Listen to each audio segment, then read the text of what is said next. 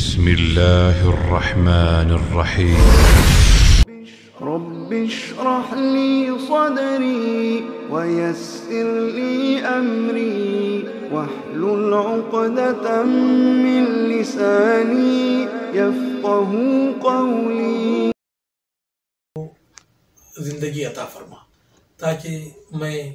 اس میں تیری عبادت کر کے تجھے راضی اور خوش کر سکوں. اور جب رمضان مبارک گزر جاتا تو رمضان مبارک کے 6 مہینے بعد تک اللہ تعالیٰ سے گڑ گڑا کر یہ دعائیں مانگتے کہ یا اللہ جو کچھ ٹوٹی پھوٹی نیکیاں میں نے رمضان مبارک میں کی ہیں اسے تو شرف قبولیت عطا فرما. امام یحییٰ ابن کثیر رحمۃ اللہ علیہ کے تعلق سے آتا ہے کہ وہ رمضان مبارک سے پہلے ہی یہ دعا کرتے رہتے کہ اللہم سلمنی الی رمضان وسلم رمضان علی وتقبل منی، کہ یا اللہ تو مجھے رمضان مبارک تک صحیح سالم رکھ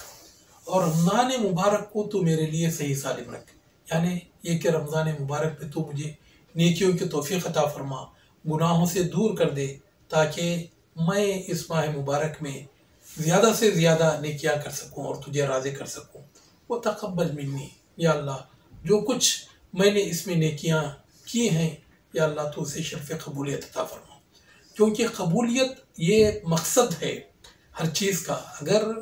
اللہ تعالیٰ کے دربار میں وہ چیز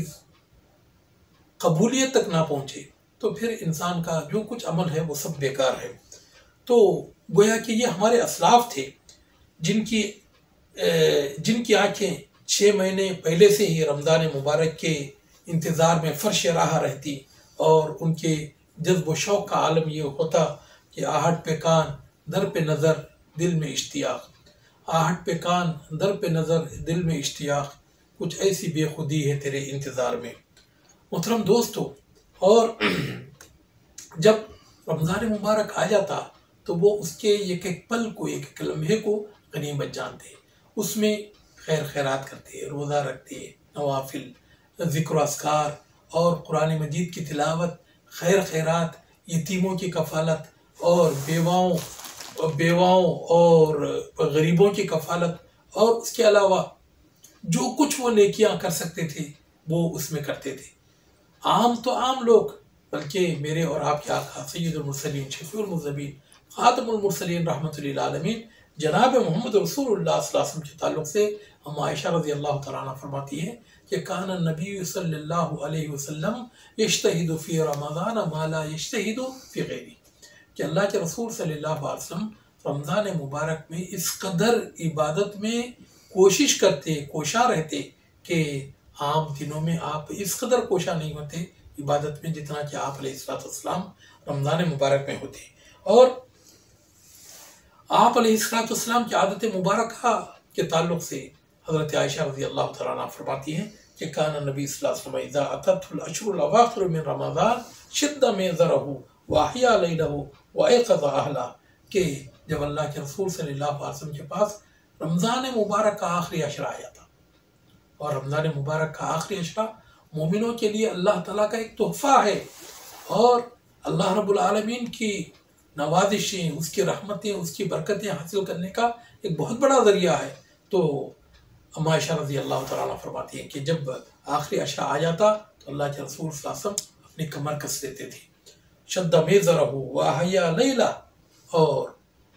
ساری رات جاگ کر آپ علیہ السلام عبادت کرتے، وایقظ اہلہ، اور اپنے بال بچوں کو آپ علیہ السلام جگاتے اور ان کو بھی عبادت کرنے کے لیے کہتے. میرے محترم دوستو، اور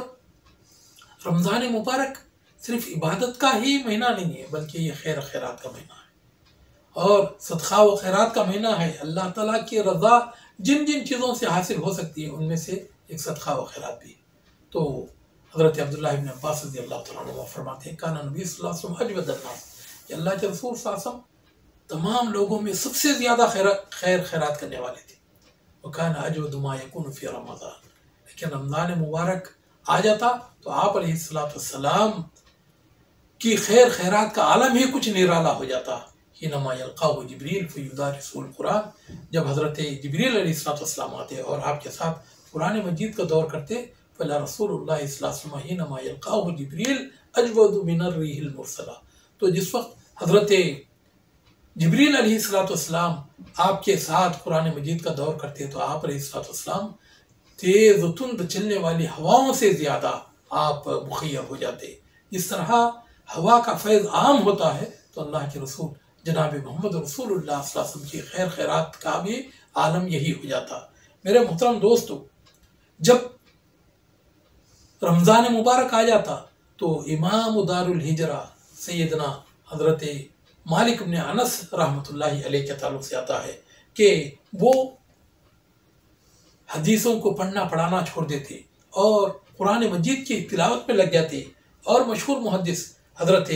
امام سفیان ثوری رحمۃ اللہ علیہ بھی جب رمضان مبارک آ جاتا تو احادیث پڑھنا پڑھانا چھوڑ دیتی اور قرآن مجید کی تلاوت میں لگ جاتی. مشہور محدث امام ابن شہاب الزہری رحمۃ اللہ علیہ کا یہ عالم ہوتا کہ وہ اس ماہ مبارک میں تعلیم و تعلم، درس و تدریس کی مجلسوں کو برخاست کر دیتے تھے اور فرماتے انما ہوا شیئان القرآن والصدقہ، کہ اس مہینے میں تو صرف کرنے کے دو ہی کام ہیں، ایک تو قرآن مجید کی تلاوت کرنا اور صدقہ و خیرات کرنا. اور مشہور صحابی حضرت عبداللہ ابن عمر رضی اللہ تعالیٰ عنہ کے تعلق سے آتا ہے کہ حضرت عبداللہ ابن عمر رضی اللہ تعالیٰ عنہ غریبوں مسکینوں کے ساتھ آپ روزہ کھولتے تھے اور ان کے ساتھ افطار کیا کرتے تھے. آپ کے گھر کے سامنے خیمہ لگا دیا جاتا جس میں کہ شہر کے غریب و مسکین جمع ہوتے تو حضرت عبداللہ ابن عمر رضی اللہ تعالیٰ عنہ اپنے گھر والوں کے ساتھ نہیں بلکہ ان غربا اور مساکین کے ساتھ آپ افطار کرتے. ایک مرتبہ حضرت عبداللہ ابن عمر کے گھر والوں نے جو بھی غریب یتیم جو وہاں پر آئے تھے تو ان کو پہلے ہی اتنا دے کر بھیج دیا کہ بھائی آج آپ لے کر چلے جائیں اپنی افطاری، اور افطاری سے 10 گنا لے کر چلے جائیں، آج حضرت کو چھوڑ دیں تاکہ وہ ہمارے ساتھ افطار کر لیں. تو جب افطاری کا ٹائم ہوا تو حضرت عبداللہ ابن عمر رضی اللہ تعالیٰ عنہ باہر نکلے، دیکھا کہ خیمہ خالی ہے. کہا کہ کہاں گئے میرے غریب مفلس، کہاں گئے میرے یتیم، تو آج میں ان کے ساتھ افطاری کرنا چاہ رہا تھا، کہاں چلے گئے. تو ان کے گھر والوں نے کہا کہ حضرت ہم نے ان کو اتنا دے کر بھیج دیا ہے کیونکہ کئی دنوں کی افطاری کے لیے ان کے کام آ سکتا ہے. تو حضرت عبداللہ ابن عمر رضی اللہ تعالیٰ عنہ ناراض ہو گئے، کہا کہ تم نے میرے مسکینوں کو مجھ سے دور کر دیا، جاؤ میں تمہارے ساتھ افطار نہیں کروں گا. پھر آپ نے پانی پی کر اپنا روزہ کھولا. اور حضرت امام داؤد الطائی رحمۃ اللہ علیہ کے تعلق سے آتا ہے رمضان مبارک کی ایک اہم عبادت کھانا کھلانا ہے. کھانا کھلانا بھی ایک عبادت ہے. ان کے تعلق سے آتا ہے، وہ فرماتے ہیں کہ میں اپنے 10 احباب کو بلاؤں اور جو وہ کھانا چاہتے ہیں وہ ساری کی ساری چیزیں میں ان کو کھلاؤں، تو یہ عمل میرے لیے اس سے کہیں زیادہ بہتر ہے کہ میں حضرت اسماعیل علیہ السلام کی اولاد میں سے 10 غلاموں کو آزاد کروں. اللہ تعالیٰ سے دعا ہے کہ اللہ رب العالمین مجھ کو اور آپ کو اور تمام مسلمانوں کو اس ماہ مبارک میں زیادہ سے زیادہ نیکیاں کرنے کی توفیق عطا فرمائے. آمین. بآخر دعوانا الحمدللہ رب العالمین.